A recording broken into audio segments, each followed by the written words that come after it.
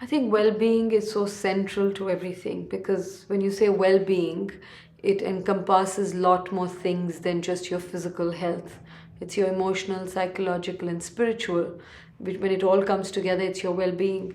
And your well-being, or any person's well-being, is interconnected with everyone's well-being. I can't be truly happy and peaceful if my surrounding isn't, and that surrounding can expand to the whole world, because we are all sort of very deeply intertwined in more ways than one. I think cinema is an important medium because it's powerful, it's images, it's stories, and it can contribute to social change. Of course, social change doesn't happen because of any one thing. There are multiple things that have to happen simultaneously for a long period of time, and then we see that intangible change happening. It forces you to think about things, it triggers interesting dialogues and conversations. The power of stories is enormous. When you share your story, it immediately brings me closer to you. It makes me look at you beyond what you reveal to me. I'm not just this brown person. I'm not just this woman. I'm not just this brown girl from India who wears Indian clothes. The world is telling us a story. What we are all coming here, or in our respective work, what we are trying to say, that let's change the conversation. Let's bring in new stories. And those stories exist. It's not like only you and I know of it. But let's bring them out. Let's be the facilitators to bring in those real stories and mainstream them and tell them that they don't have to be on the margins of society.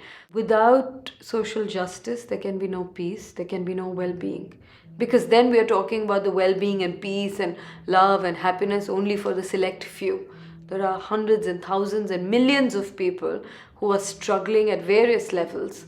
Whether it's abuse they're dealing with, whether it's violence they're dealing with, whether it's climate change direct impact that they're dealing with, whether oppression they're dealing with. So I think social justice is something so fundamental. It's very fundamental to the work that I do as well. And many of us are on the privileged end of the stick.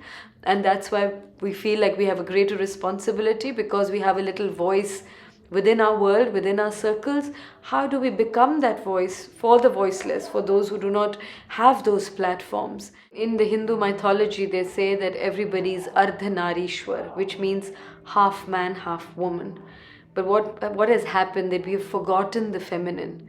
The feminine is not just this product that caters to the consumer industry of cosmetics, but is the true feminine, which is the gentler, the nurturer side, which every man has it too. But you're conditioned so deeply to be the masculine. And if you see, all the wars are fought primarily by men. The politics, in every sphere we have men. Like in India, we are struggling to have reservation for women, 33% reservation, and people are saying, oh, you're asking for equality and yet you're asking for reservation? Because we want those voices to come in, at least, so that you hear diverse voices. And I think when the feminine will enter these spaces that have been dominated by the masculine for so long, it will bring with it that sensitivity, that nurturing, that gentleness, which is not to say that men don't have it, but we are talking about a larger patriarchy of which both men and women are conditioned.